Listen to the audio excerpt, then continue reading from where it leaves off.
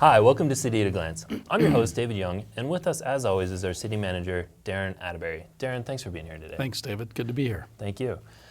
Here on City at a Glance, we talk about issues that are of great interest to residents here in Fort Collins, and today we have not one but two of these hot topics that we'll be talking about, which are open data and broadband.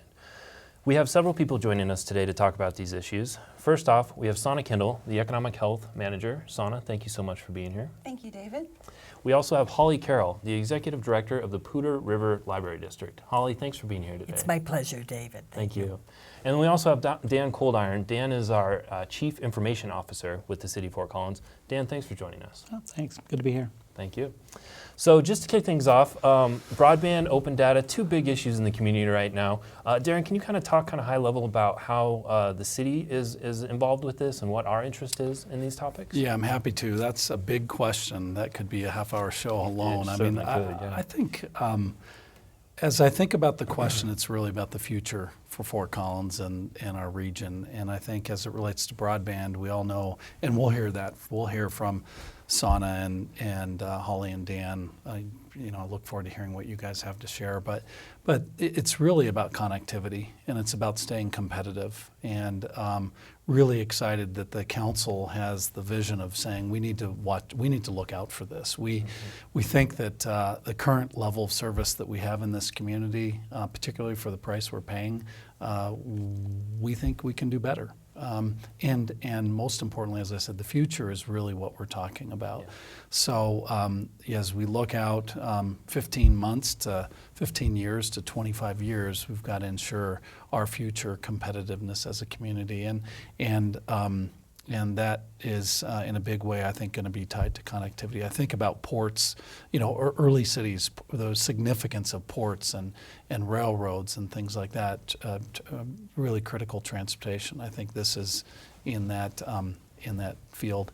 And then as it relates to open data, I think that speaks really to transparency.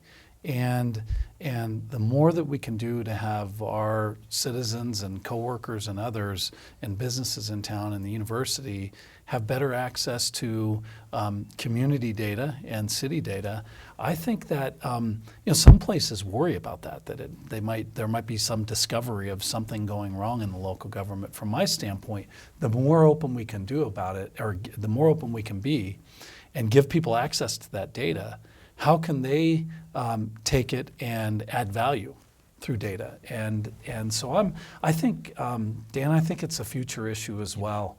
And so I really look forward to this conversation. Definitely.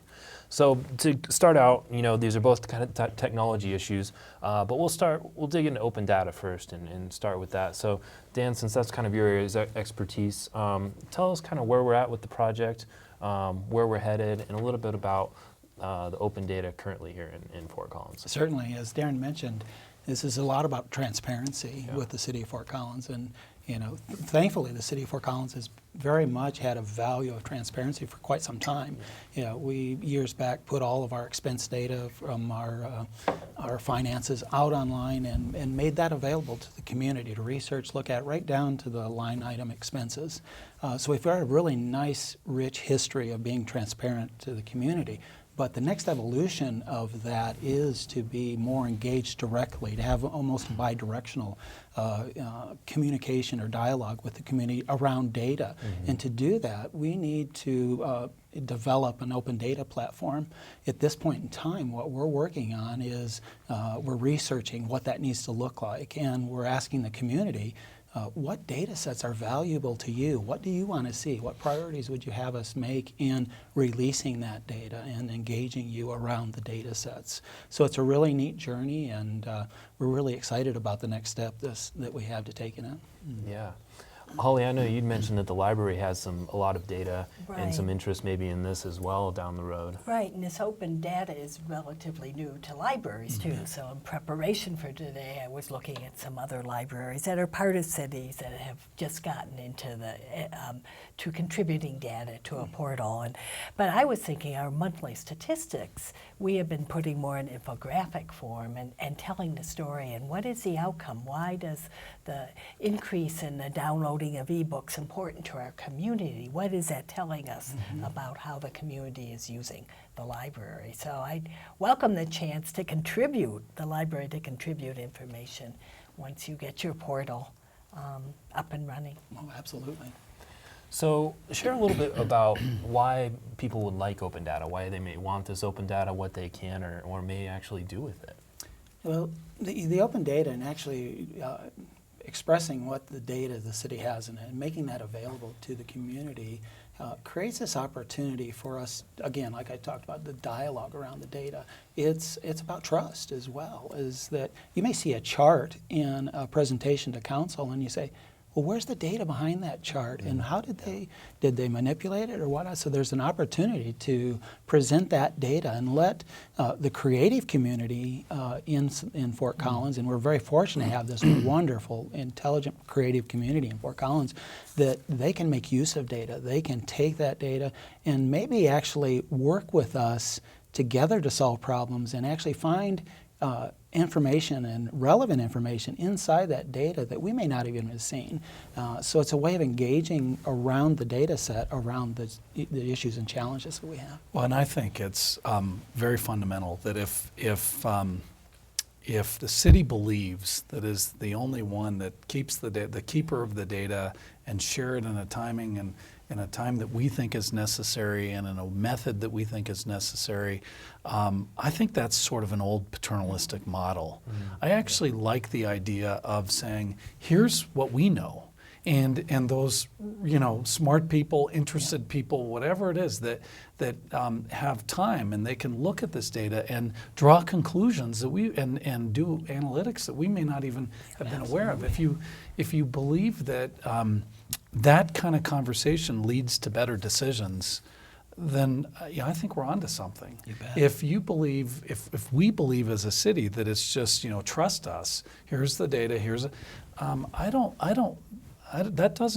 think that works for this community. I know it doesn't work for this mayor and council, and it doesn't work for me or Dan as our chief information officer. I think there's going to be a day where, and I know Dan has talked about in the past to me, data sets that people don't even know exist.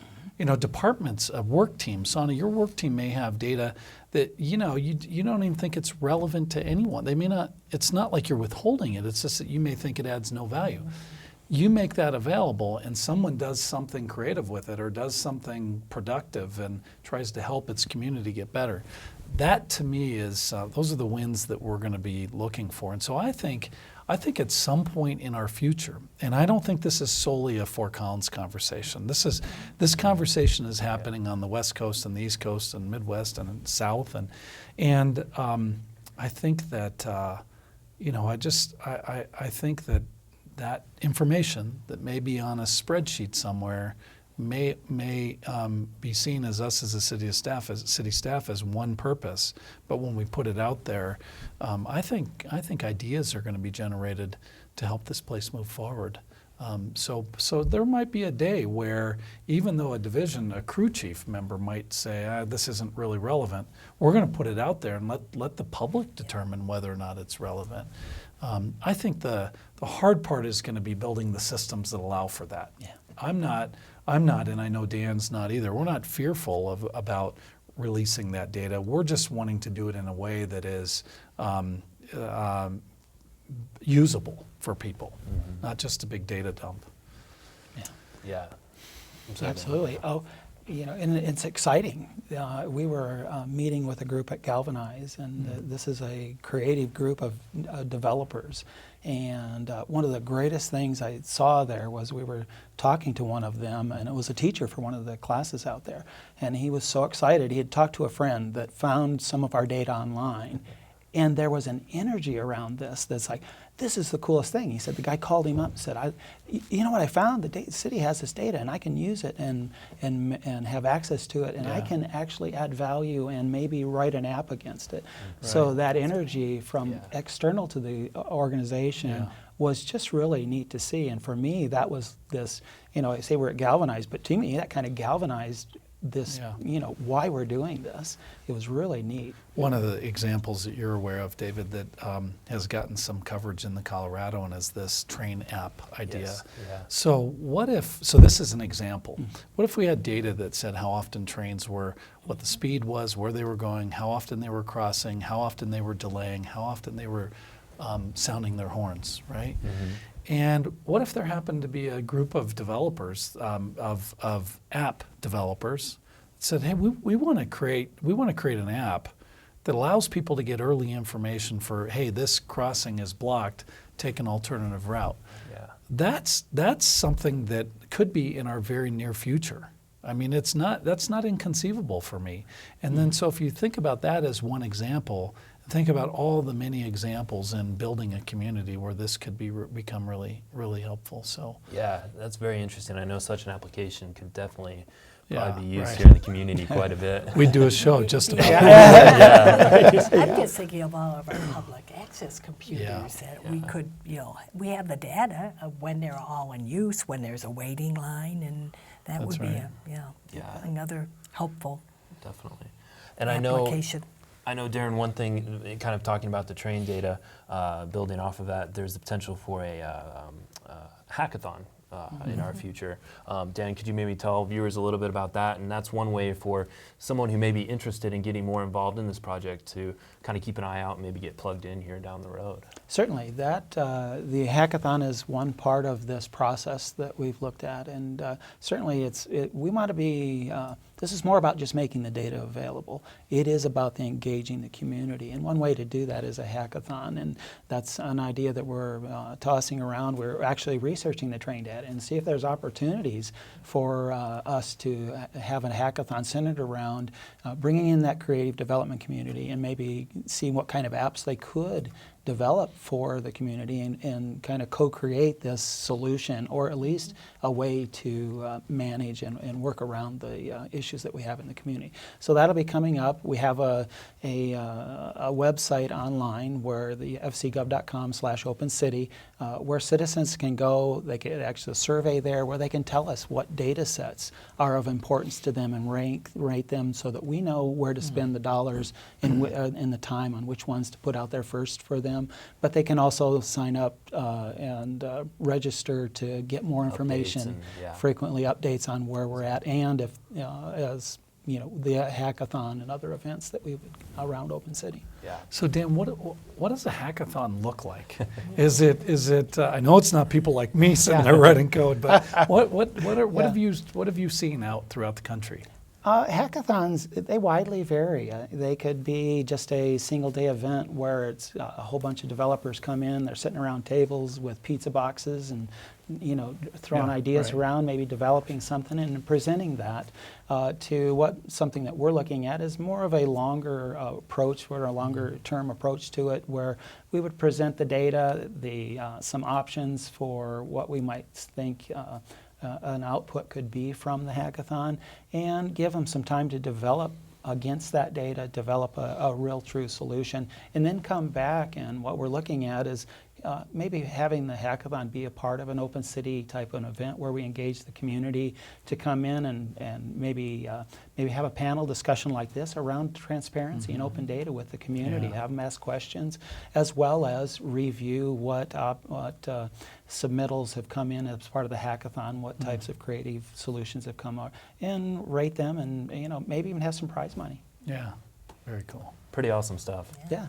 So I'm going to switch gears real quick and kind of move into broadband. And odds are, at this point in time, most viewers have probably heard about broadband. It's definitely been a hot topic in the community, and something that we're hearing a lot about, and that we're hearing that our viewers are definitely wanting it for sure. But for anybody who may not be as familiar, Sana, maybe you could kind of fill those folks in and let them know why broadband is such a hot topic right now in Fort Collins. Yeah, like Darren said, it's almost like basic road infrastructure to get from point A to point B, right? There's several ways to get about that in terms of time, speed, all of those aspects. And I think that's where broadband comes into play, right? Also about affordability. This idea of being able to make it affordable for the everyday person and not just the big businesses or the the haves, I guess, versus the have-nots. Sure. I think that's a really big piece of it.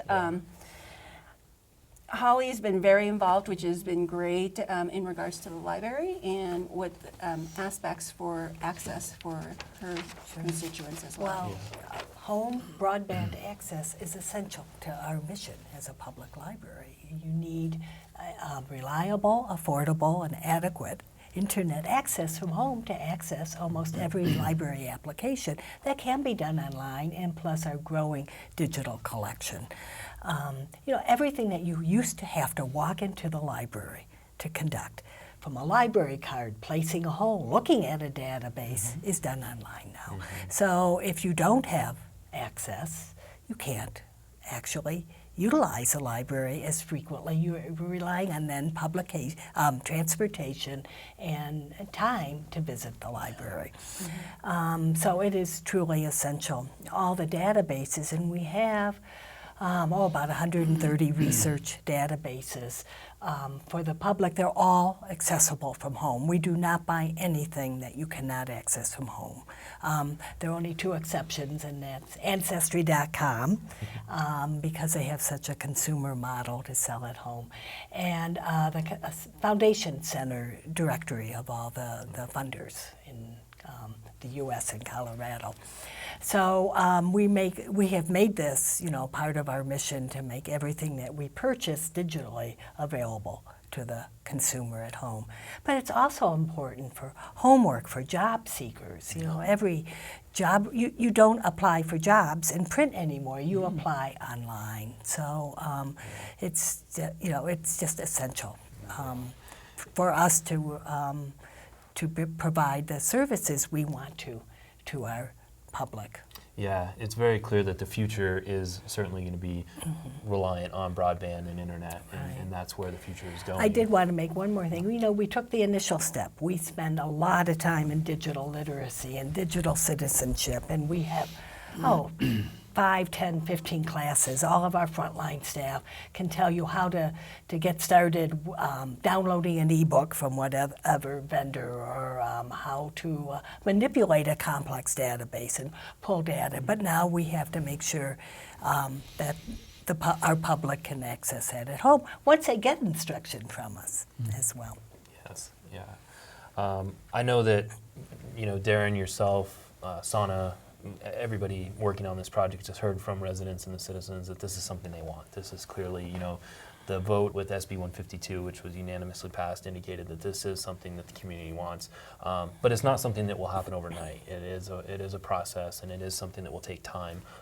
Sana, could you kind of discuss a little bit about where we're at in that process and kind of how we're moving forward in achieving what Holly's kind of alluding to here? Yeah, you know, we're doing several things. Just a few weeks ago, we finished the market demand study for residential. So we did a statistically valid sample of survey of 400 residents.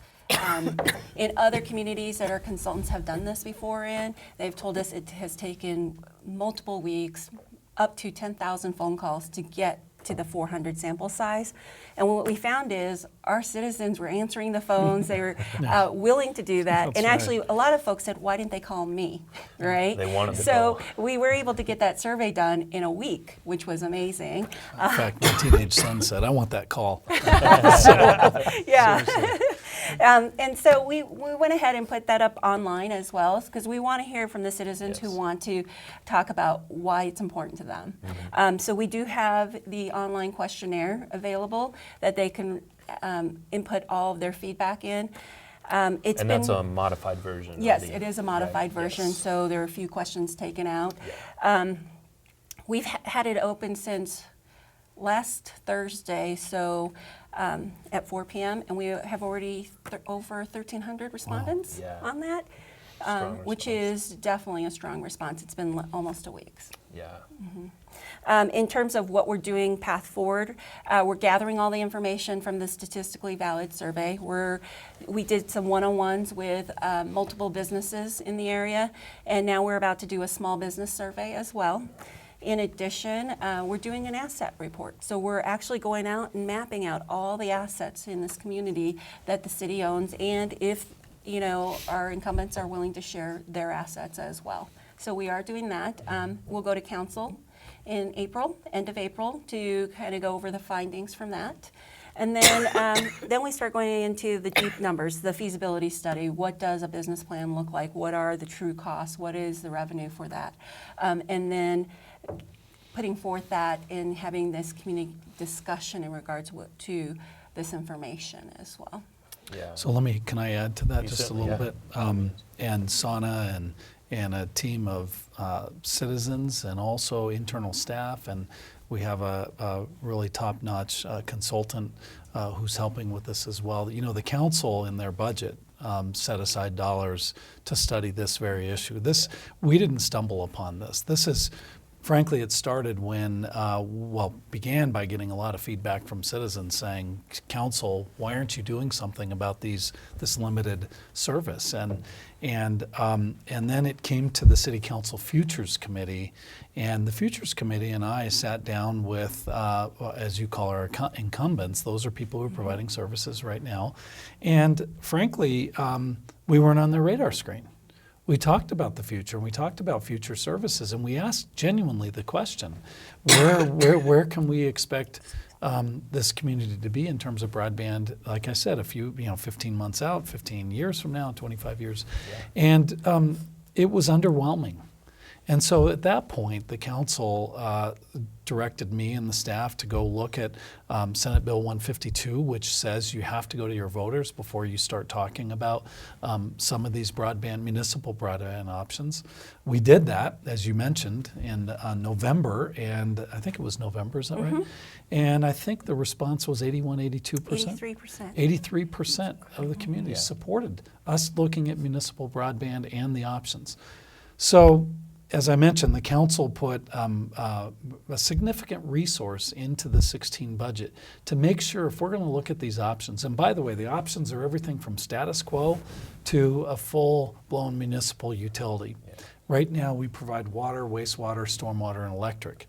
A full-blown municipal utility would be a telecommunications or broadband utility. We don't take that lightly. In fact, we do not go into, and neither does the council, go into the process saying we're predetermining that. But between status quo and municipal broadband, there's a lot of different options. And Sana and the team and our consultant, who again has done this based on their qualifications. We didn't just, pick someone out of a hat. We were very intentional about who we chose. And so just to summarize real quickly what Sana said about process, this is how I see it. That due diligence is going on right now. In the fall, there'll be a pretty big community conversation with the council to say, which option do we prefer? If a municipal broadband option is chosen, the voters will speak again about that issue, and it could be as soon as April of 17. Yep. And then at that point, we go into execution, and that's to build the network and the systems and so forth, and then start making it available to customers. So there's a lot of work going on in there, but I do want to say, just with a big exclamation point, this is not something that the City Council or the staff are taking lightly, but it is something that we are very intentional about saying and when I said competitive earlier, I don't mean competitive at recruiting people and growth. I mean competitive to say that for citizens and businesses who are here and growing, that they can rely on the city's service, just like water, or a service, just like water, wastewater, electric, and stormwater. So it's a really very, very important future topic, and again, I've been involved in steering committee meetings, and I think the team is doing phenomenal work. I think the council and the community are going to be resourced very well to make an informed decision about our future in this space. So kind of the takeaway there, more information to come, it sounds like. Lots more to come. In the process of working on it, not something we're taking lightly, but certainly working hard. So if you do have more interest in this, go to fcgov.com/broadband. You can learn more there, and stay tuned for more information. We'll certainly be coming back to you with more information. So thank you all for joining us today. We appreciate it. Before we go, are there any final words? Any last thoughts, Darren? Anybody? I'm sorry it took so long on that last one. No. So clear you're passionate about it. I am very Yes. passionate about it. The city council's very passionate Yes. about it, Yeah. and I think the community is. So I think we're positioned very well right now for that future, those future decisions. I think this show has been all about the future. It's been all about. I think that our community saying, let's look at the future. Let's be intentional. I love the work, Dan, that you're doing and that the team's doing, and I appreciate the fact that the council's very interested in this open data issue. It's not just about transparency. When you believe that your community can add value to this local community creation as well. That to me is stuff that's really, really good work, and Yeah. it's not about exposing wrong. It's about opening it up for everyone to participate That's right. in this community building thing. And then obviously I've spoken how I feel about the broadband. I think it's just tremendous work, and I hope that you all feel your work matters. This is building community big time into the future. There are a lot of communities that aren't having this conversation. They don't get to have this conversation, and we're very privileged to be in this community, in this organization, doing this work. That's how I feel. Well, thank you, and thank you all for joining us today. We appreciate it. Again, if you'd like more information on either of these topics, you can go to fcgov.com/opencity or fcgov.com/broadband for more information. And as always, thank you for joining us, and we'll see you on the next City at a Glance.